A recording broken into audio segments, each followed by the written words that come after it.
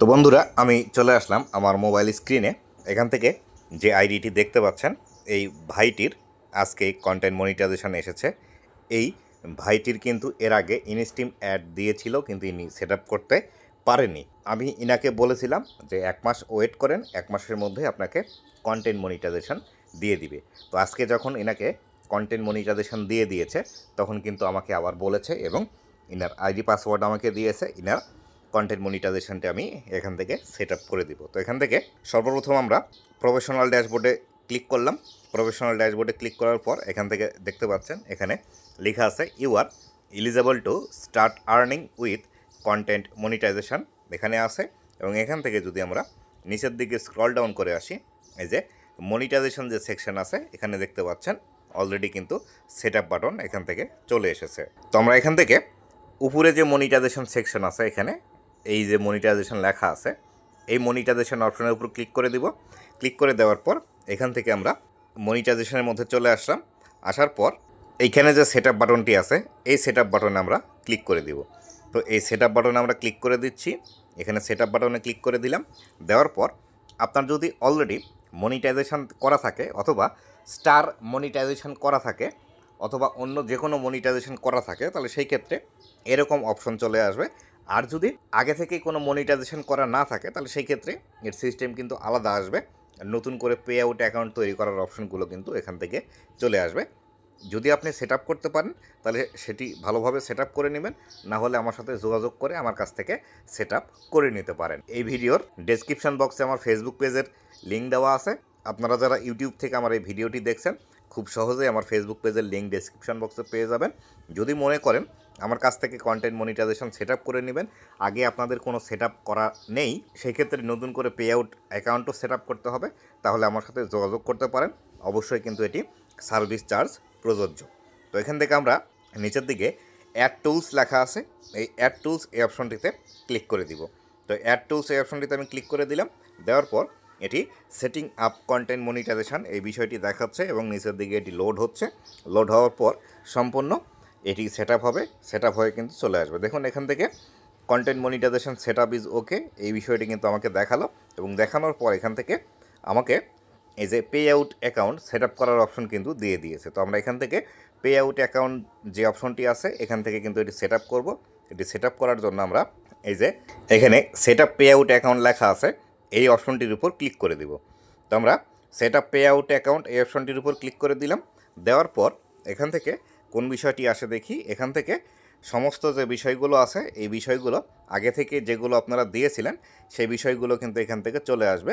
আগে থেকে যদি আপনাদের সেট আপ করা থাকে, এই অপশন আসলে এখান থেকে আপনারা নেক্সট যে অপশনটি আছে, এই অপশনটিতে ক্লিক করে দিবেন। তো নেক্সট অপশনে ক্লিক করে দিলাম। দেওয়ার পর এখান থেকে আমাদেরকে পরবর্তী ধাপের মধ্যে নিয়ে আসবে। পরবর্তী ধাপের মধ্যে নিয়ে আসলো।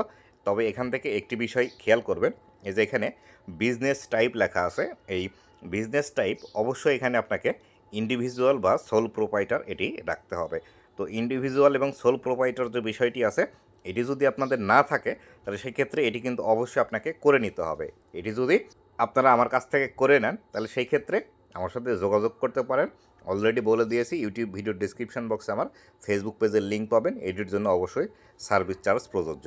তো আমি এখান থেকে নেক্সট যে অপশনটি আছে, এই নেক্সট অপশনে ক্লিক করে দিব। দেওয়ার পর আমরা পরবর্তী ধাপের মধ্যে যাব। পরবর্তী ধাপের মধ্যে এসে এখান থেকে আমাদেরকে বিস্তারিত বিষয়গুলো আবারও দেখাচ্ছে। আমরা এখান থেকে সমস্ত বিষয়গুলো দেখছি। একদম আমরা নিচের দিকে চলে আসব। তো একদম আমরা নিচের দিকে আসলাম। এখানে যা কিছু আছে ঠিক, যদি সব কিছু ঠিক থাকে ঠিক থাকবে। যদি কোনো কিছু পরিবর্তন করার আপনার মন চাই, সেটি পরিবর্তন করে নেবেন। কিন্তু এখান থেকে 3 নাম্বারের যে বিষয়টি আছে, এই 3 নাম্বারের এই বিষয়টি কিন্তু এখান থেকে পরিবর্তন করতে পারবেন না, কারণ এটি ক্লিকেবল নয়। তো নিচের দিকে এখান থেকে একটি টিকমার্ক করার অপশন আছে, এই টিকমার্ক করার অপশনে ক্লিক করে দিবেন। টিকমার্ক করার অপশনে ক্লিক করে দিলে নিচের দিকে নেক্সটের অপশন ভিজিবল হবে। নেক্সট অপশনে ক্লিক করে দিবেন। তো আমি এখান থেকে নেক্সট অপশনে ক্লিক করে দিলাম। দেওয়ার পর পরবর্তী স্টেপের মধ্যে আমরা চলে আসলাম। আসার পর এখান থেকে আমাদেরকে ব্যাঙ্ক অ্যাকাউন্ট অ্যাড করার অপশনটি দিচ্ছে। এই ব্যাঙ্ক অ্যাকাউন্ট অ্যাড করার অপশনে এখানে আগে থেকে পে আউট সেট আপ করা থাকলে এরকম অপশনই আসবে। এখানে জাস্ট আমরা এখান থেকে টিকমার্ক করে দেব। এই টিকমার্কের অপশনে টিকমার্ক করে দিলাম। দেওয়ার পর এখান থেকে লিঙ্ক পে আউট মেথড এই অপশনটিতে ক্লিক করব। নিচের দিকে লেখা আছে লিঙ্ক পে আউট মেথড, এই অপশনটিতে ক্লিক করে দিলাম। দেওয়ার পর পরবর্তী ধাপের মধ্যে আমরা প্রবেশ করব। তো এখান থেকে আমরা পরবর্তী ধাপের মধ্যে চলে আসলাম। আসার পর এখান থেকে দেখতে পাচ্ছেন অ্যাড ট্যাক্স ইনফো লেখা আছে। তো এই অপশনটিতে আমরা ক্লিক করে দিব। অ্যাড ট্যাক্স ইনফোতে ক্লিক করে দিলাম। দেওয়ার পর আমাদেরকে পরবর্তী ইন্টারফেসের মধ্যে নিয়ে আসবে। পরবর্তী ইন্টারফেসের মধ্যে আমাদেরকে কি দেখায় সেই বিষয়টি আমরা এখান থেকে দেখব, একটু ওয়েট করি। তো এখান থেকে আমাদেরকে ফেসবুক আইডিটি লগ ইন করার কথা বলছে। আপনার যদি পেজ হয়ে থাকে তাহলে পেজের যে অ্যাডমিন আইডিটি আছে সেই অ্যাডমিন আইডিটি লগ ইন করে নেবেন। আর যদি আপনার আইডি হয়ে থাকে এটি, তাহলে সেই ক্ষেত্রে অবশ্যই যে আইডি দিয়ে আপনারা সেট আপ করছেন সেই আইডিটি এখান থেকে লগ ইন করে নেবেন। তো আমি এখান থেকে লগ ইন করে নিচ্ছি। ট্যাক্স ইনফরমেশনে লগ ইন করার পর এরকম একটি ইন্টারফেস আপনাদের চলে আসবে।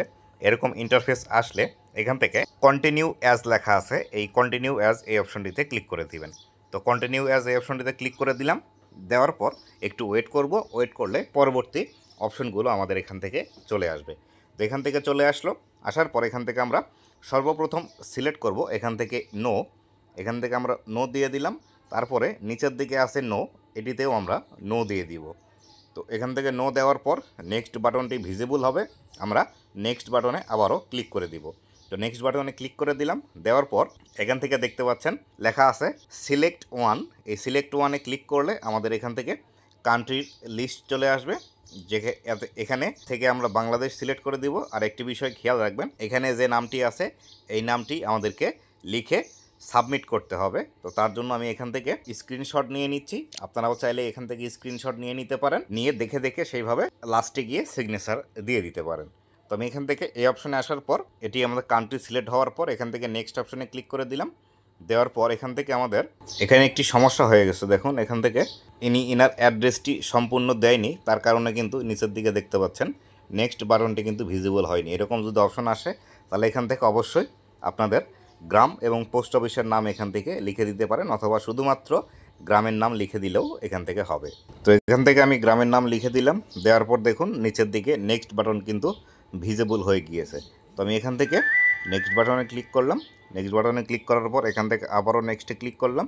নেক্সটে ক্লিক করার পর এখান থেকে আবারও আমাদেরকে কান্ট্রি সিলেক্ট করার অপশন দিয়েছে। এখান থেকে আবারও আমরা কান্ট্রি সিলেক্ট করব।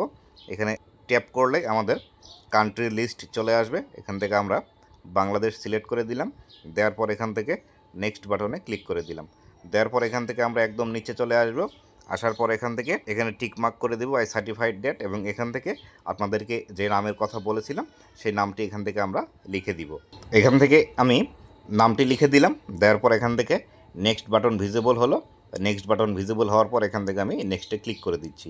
দেওয়ার পর এখান থেকে আমাদের এই অপশনটি চলে আসলে একদম আমরা নিচের দিকে চলে আসব। একদম নিচের দিকে এসে এখান থেকে সাবমিট ফর্ম এই অপশনটিতে ক্লিক করে দিব। সাবমিট ফর্ম এই অপশনটিতে ক্লিক করে দিলাম। দেওয়ার পর আমাদের নতুন আরও একটি ইন্টারফেস আসবে। নতুন এই ইন্টারফেসের মধ্যে এখান থেকে লেখা আছে ডান। তো ডান অপশনে আমরা ক্লিক করে দিলাম। ডান অপশনে ক্লিক করার পর দেখতে পাচ্ছেন এটি লোড নিচ্ছে। লোড নেওয়ার পর দেখুন এখান থেকে কিন্তু আমাদের পে আউট অ্যাকাউন্ট সম্পূর্ণ সেট আপ হয়ে গেল, এবং এখান থেকে দেখতে পাচ্ছেন এখানে একটি বিষয় চলে এসেছে, your earning are on hold. এই যে বিষয়টি এসেছে এই বিষয়টি কিন্তু আমাদের পে আউটের মধ্যে ইনফরমেশান আপডেট করলে কিন্তু এই লেখাটি চলে আসে, এবং এটি যে তারিখ দিবে এখানে 12 তারিখ দেওয়া আছে।